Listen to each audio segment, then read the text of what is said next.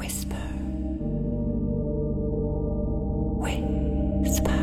Hello, c'est Alice et vous écoutez Whisper, le podcast qui murmure à l'oreille de la génération Z. Whisper vous emmène à la découverte du monde du travail. On y parle de la réalité du terrain, de RSE ou encore d'innovation secteur. Pendant longtemps, je me suis figuré le monde de l'entreprise d'une manière uniforme. Des hommes en costume, des femmes perchées sur des talons hauts, des open space à perte de vue dans des immeubles sans âme dans lesquels on entre par une porte tambour, toujours, des badges, la cantine, la routine. Bon, c'est un peu caricatural, mais pour ma défense, avec mon parcours de journaliste et de freelance, j'ai toujours travaillé dans des environnements assez souples ou carrément chez moi.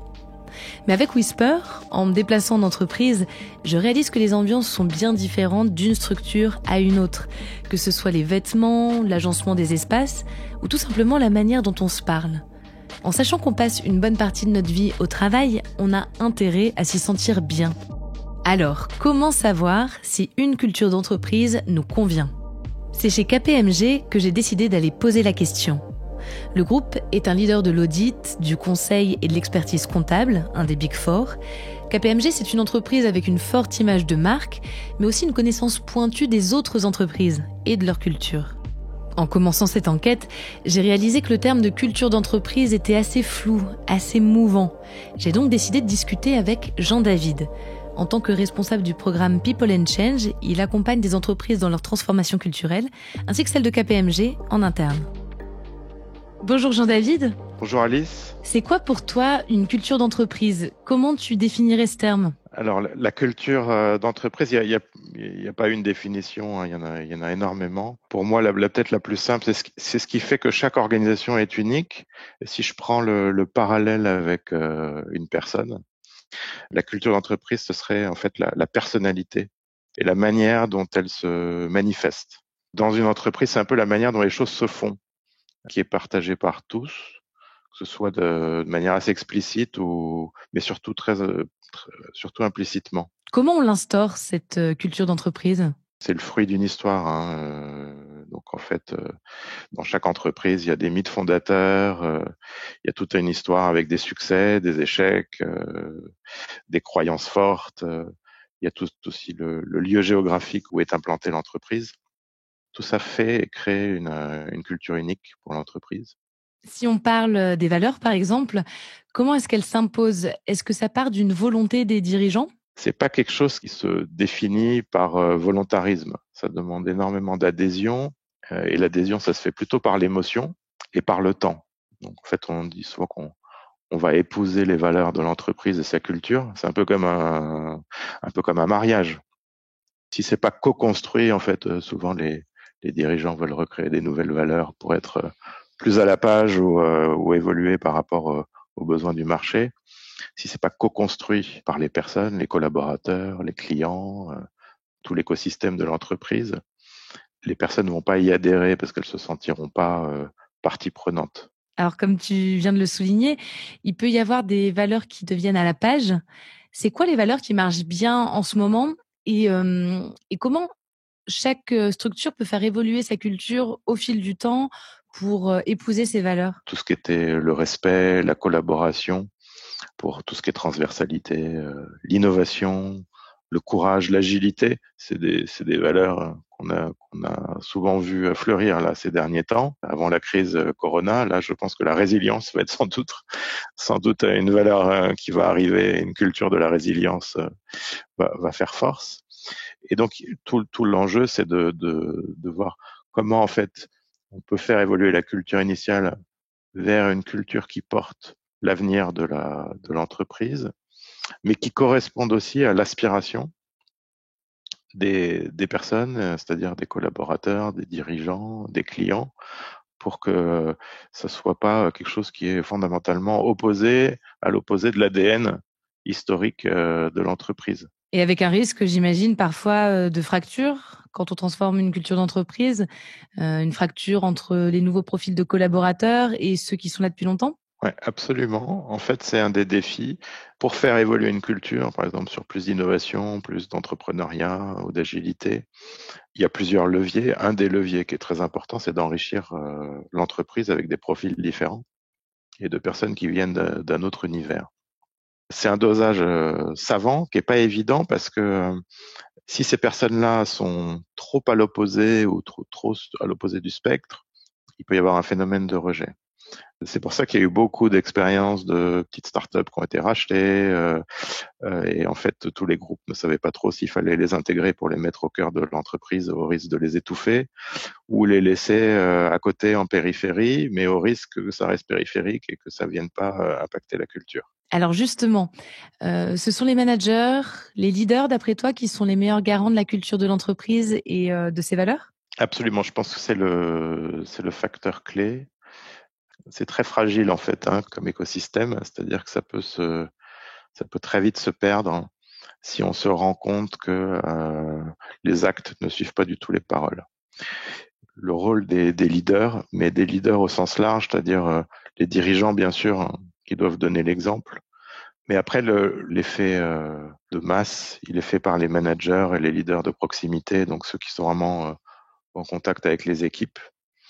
Et donc là, il y a vraiment un rôle critique pour que ces managers puissent donner l'exemple aux équipes, les amener dans un dialogue sur des nouveaux comportements plus collaboratifs, plus innovants, etc. Donc c'est vraiment la courroie de transmission pour comme levier en fait de changement et également capter tous les signaux plus ou moins faibles qui remontent des équipes. Est-ce qu'il n'y a pas un peu d'hypocrisie parfois dans tout ça? Je pense notamment à tout ce qui est engagement écologique. Aujourd'hui, toutes les entreprises se disent très engagées sur ces sujets, à tel point qu'on a du mal parfois à faire la part des choses entre le greenwashing et l'engagement réel. Est-ce qu'il ne faut pas se méfier un petit peu de ces récits? Si absolument. En fait, il y avait un mouvement de fond et je dirais il y a des entreprises qui sont plus ou moins authentiques sur le sujet.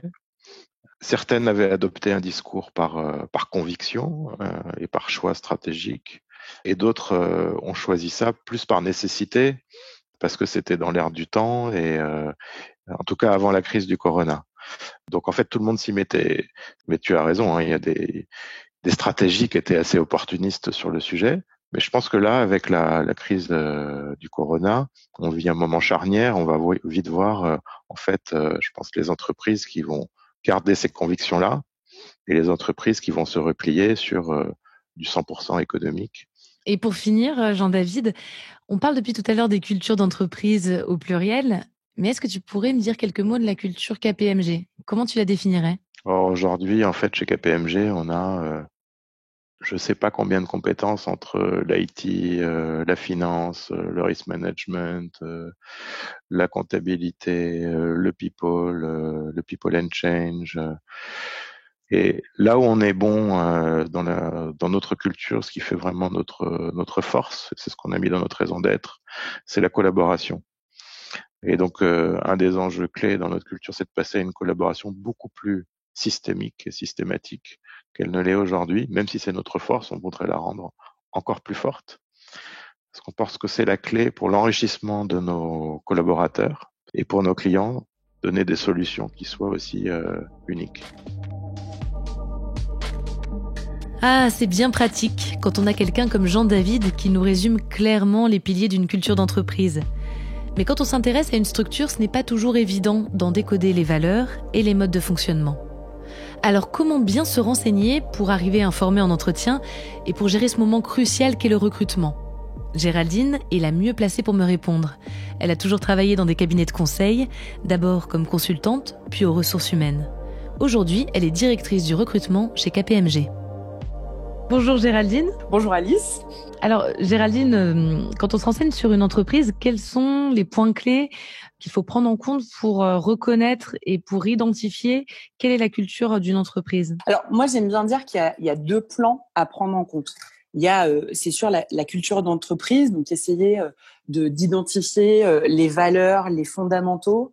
Moi j'aime bien me renseigner sur l'histoire aussi alors de l'entreprise, du cabinet. Je trouve que c'est souvent assez révélateur de voir comment se sont passées comment s'est forgée en fait la culture d'entreprise au fil des années.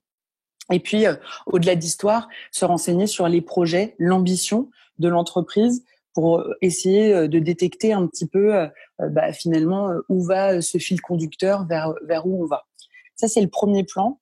Le deuxième, et je pense qu'il est vraiment important aussi, c'est la culture de l'équipe. En fait, au sein de KPMG, on est 10 000 collaborateurs. Dire qu'il n'y a qu'une seule culture d'entreprise, ça serait un peu rapide en fait. Il y a une culture, on va dire une core culture, c'est vraiment des fondamentaux autour desquels finalement on se retrouve.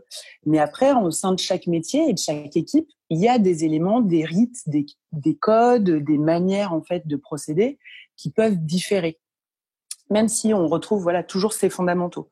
Et ça, c'est aussi important, je trouve, de se renseigner et d'aller à la rencontre, autant que faire se peut, de collaborateurs pour voir aussi comment sont incarnées en fait ces valeurs et ces rites.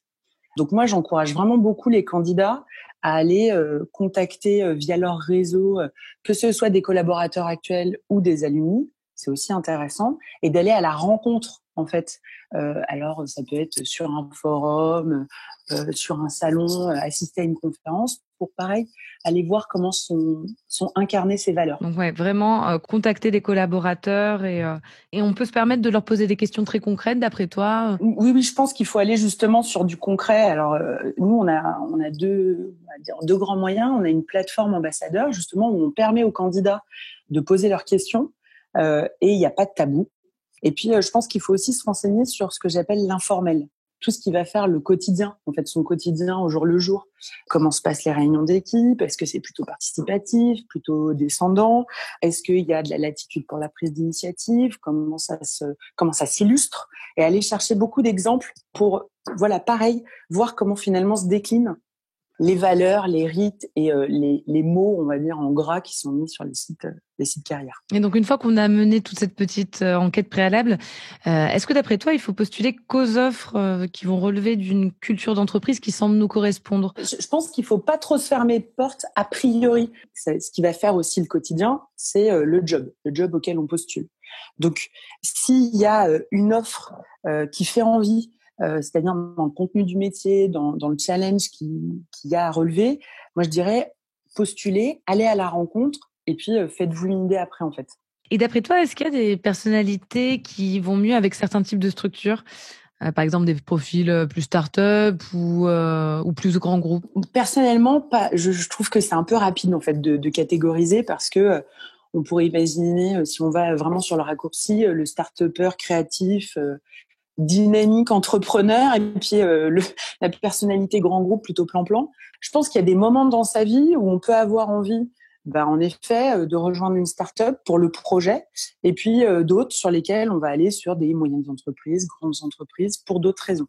En tout cas, nous, côté recrutement, on ne catégorise pas en disant cette personne-là, elle a fait, je sais pas, que des stages en start-up, ça va pas le faire, on la prend pas.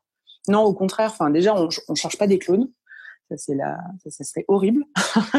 Donc, au contraire, c'est plutôt d'aller choisir des personnalités qui vont se compléter, qui vont chacune apporter quelque chose. Par exemple, tu vois, c'est vrai qu'on pourrait se dire, le cabinet d'audit, tous ceux qui viennent faire de l'audit, petit costume, cravate, bien propre sur eux, un peu rigide, les matheux, les petites lunettes.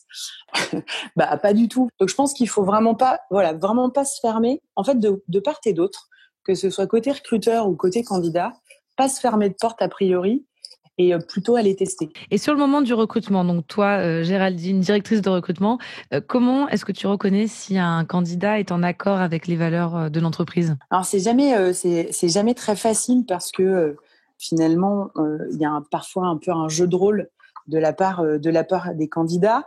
Moi, j'essaye d'abord de les mettre à l'aise. J'essaye de leur expliquer que mon objectif, c'est vraiment de comprendre qui ils sont, quels sont leurs leviers de motivation, qu'est-ce qu'ils viennent chercher, pour pouvoir leur apporter un peu en transparence la réponse. Ce que vous venez chercher ou ce que vous cherchez à développer en intégrant KPMG, oui, on saura vous l'apporter, ou non, pas tout de suite, ou non, pas du tout. Et donc moi, je questionne beaucoup et je cherche beaucoup l'exemple. Donc, quelqu'un qui me dit j'ai l'esprit d'équipe, a priori, je veux bien le croire, mais je vais aller chercher à ce qui m'illustre en fait par un exemple, finalement cet esprit d'équipe dont il dit avoir fait preuve. Et puis, on a aussi adapté nos process de recrutement pour interagir beaucoup plus avec les candidats. Et finalement, au-delà d'un discours, on va dire préparé de part et d'autre sur moi mes grandes qualités, c'est l'esprit d'équipe, la rigueur, essayer de les voir en fait, de les voir interagir, de justement pouvoir constater en réel, un peu en mode jeu de rôle pour se dire et puis même dans un entretien, il y a parfois des qualités soit qu'on ne dit pas, soit qu'on n'expose pas pour plein de raisons, soit parce qu'on se dit c'est pas ce qu'ils attendent, soit parce qu'en effet on se dit ouais c'est un peu bateau si je leur dis ça, donc pas être très différenciant. Et du coup, le fait d'avoir des temps différents avec les candidats, pas juste l'entretien un peu formel qu'on connaît, il y a quand même des entretiens, bien sûr, parce que ça reste un exercice qui est intéressant aussi, qui démontre d'autres qualités. Mais voilà, on a créé d'autres moments pour interagir différemment avec les candidats. Et mais justement, alors, d'après toi, est-ce que quand on se met un peu dans la peau là d'un candidat, à quel degré est-ce qu'il faut adapter son discours pour que le discours colle à ce qu'on a saisi de l'entreprise dans notre petite enquête préalable, par exemple? Un des seuls conseils que je leur donne, c'est soyez vous-même. Je dirais que ne pas être honnête ou ne pas être soi-même, c'est très court-termiste. Et c'est vrai de part et d'autre. C'est exactement le même conseil que je donne aux opérationnels. Je leur dis, ne survendez pas la réalité, dites les choses telles qu'elles sont, en fait. Et en fait, si ça doit marcher pour qui est le candidat et pour qui nous sommes, entre guillemets, en tant qu'entreprise. Et si, en fait, on n'est pas très honnête ou entre guillemets, on travestit un peu la réalité ou on met un peu trop de paillettes autour de la réalité, le naturel va revenir au galop. Et qu'est-ce qui va se passer ? On va avoir de part et d'autre l'impression d'avoir été un peu floué, en fait. Pour te donner un exemple, on a créé justement, donc je te disais qu'on avait revu un peu les process de recrutement. On a créé une séquence qui s'appelle « Casser les idées reçues ». Le pitch, c'est quoi ? C'est que, sans tout dévoiler, mais à un moment, on demande aux candidats de s'exprimer sur les idées reçues qu'ils peuvent avoir, parce qu'on en a tous, sur l'entreprise, le métier, les horaires, tout ce qu'on veut. Et après, il y a des collaborateurs qui viennent répondre, vraiment du tac au tac, parce que c'est pas préparé de part et d'autre, sur ces idées reçues. Justement, parce que là, vous avez tout ce processus de recrutement nouveau et assez novateur, mais en règle générale, donc dans le recrutement, quand on est en entretien, on peut poser des questions frontales, directes sur nos propres attentes ou sur des choses très concrètes du quotidien. Je pense que c'est toujours pareil, c'est plus la forme que le fond. Ça va être le ton, la manière de poser la question qui peut parfois peut-être un peu plus hérisser le poil que nécessairement le fond de la question. Donc je pense que quand on a des questions qui nous tiennent vraiment à cœur parce que c'est très important pour nous, je pense qu'il faut pas hésiter à les poser. Mais je pense qu'il faut pas non plus hésiter à les préparer. Parce qu'en fait, il faut quand même pas oublier, et ça c'est pareil, c'est ce que je donne vraiment comme conseil de part et d'autre, c'est qu'en fait, on se connaît pas. Donc je pars toujours avec un principe de réserve, de pas partir, faire toujours assez attention quand même à ce que je dis ou à la manière dont je le dis. Et en définitive, du coup, tu dirais que toutes ces valeurs, ce partage des valeurs, ce que tu vois ce que tu sens de la personnalité des candidats en entretien, ça a quelle importance par rapport à tout ce qui va être compétences propres et CV? Tout le monde répondra peut-être pas de la même manière que moi, mais pour moi, ça a une énorme importance. C'est-à-dire, par exemple, je suis très attentive à l'envie et à la curiosité. Pourquoi ? Parce que pour moi, des compétences, ça s'acquiert.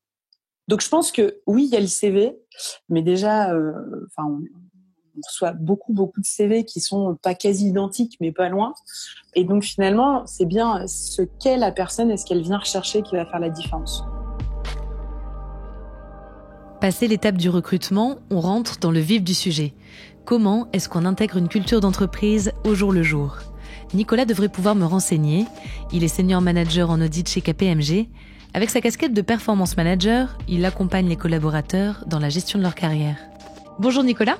Bonjour Alice. Le premier jour de travail, donc quand on vient de rejoindre une entreprise, c'est toujours un peu stressant. On ne sait pas toujours comment se comporter. Est-ce que tu as des conseils, toi, pour préparer, pour traverser cette journée au mieux ? Oui, bien sûr. Alors, c'est facile à dire et pas facile à faire, mais j'aurais tendance à désacraliser un peu ce moment. Au sein du cabinet, on est là pour vous accompagner au moment de l'arrivée. On comprend que c'est un moment un peu stressant, donc je pense qu'on essaye de faire tout ce qu'on peut pour faciliter ça. Je pense qu'il faut pas nécessairement essayer de travailler sur soi. L'important, c'est que les gens puissent venir comme ils sont, d'être naturels au sein du cabinet. L'objectif est pas de recruter une armée de clones, mais plutôt d'avoir des personnes qui soient riches de leur personnalité et qui derrière puissent apporter chacun leur pierre à l'édifice. Quels sont les éléments, d'après toi, de la culture d'entreprise qu'il faut assez rapidement quand même saisir quand on vient d'arriver, qu'il faut comprendre? Donc, est-ce que c'est plutôt des choses informelles entre collègues? Est-ce que c'est plutôt des méthodes de travail qu'il faut assez rapidement enregistrer? C'est quelque chose qui se fait à la fois par le biais du cursus de formation qu'on a au sein du cabinet, mais également qui se fait sur le terrain, justement en rejoignant les différentes équipes. L'esprit d'équipe est très fort et les gens ont à cœur, les différents seniors ont à cœur d'intégrer les plus jeunes et de partager à la fois les valeurs du cabinet, la façon dont on fonctionne, mais également la méthodologie d'audit. Donc, je pense ça se fait en deux phases. Une phase un peu formelle avec les séminaires d'accueil, et puis après une phase qui continue tout au long de la carrière finalement, parce qu'on continue d'apprendre tout au long des années qu'on passe au sein du cabinet. Quelque chose avec lequel il faut se familiariser au début, c'est aussi ses nouveaux collègues, son équipe. Comment, d'après toi, est-ce qu'il faut se positionner pour faire connaissance au départ? Est-ce qu'il faut suivre le mouvement ou au contraire s'affirmer dès le départ, être force de proposition? C'est quand même quelque chose qui peut être un petit peu stressant d'entrée de jeu. Alors oui, ça peut être quelque chose de stressant, effectivement. Je comprends, on rencontre de nouvelles personnes. Dans l'audit, on a en plus très souvent à intervenir avec des équipes différentes, donc on peut changer de contact assez fréquemment. Donc c'est quelque chose. Alors, c'est pas un acquis, c'est-à-dire qu'une fois qu'on a fait une mission une semaine avec une équipe, la semaine d'après on peut partir avec une autre, et donc on recommence ce processus.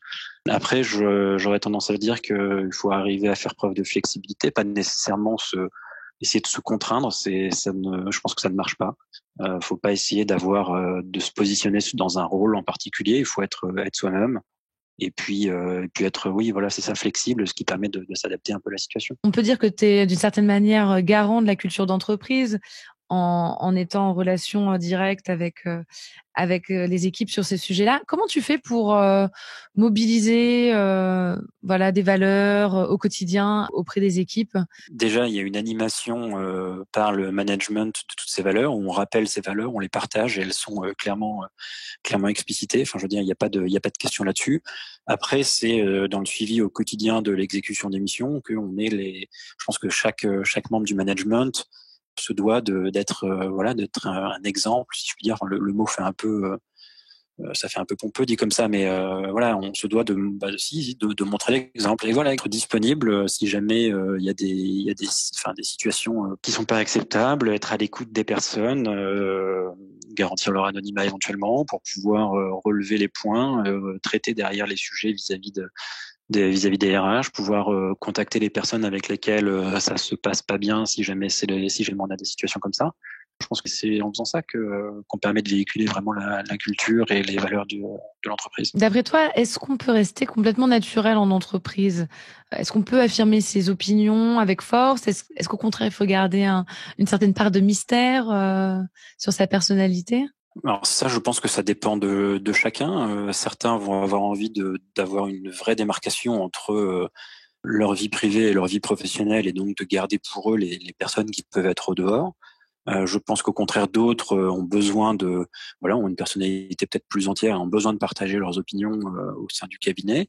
Donc je pense que comme dans tout groupe, il faut trouver le juste milieu pour pouvoir interagir avec les autres sans forcément du coup imposer un point de vue, mais être ouvert à la discussion. Aujourd'hui, on dit souvent que la frontière entre la vie privée et le travail sont plus poreuses.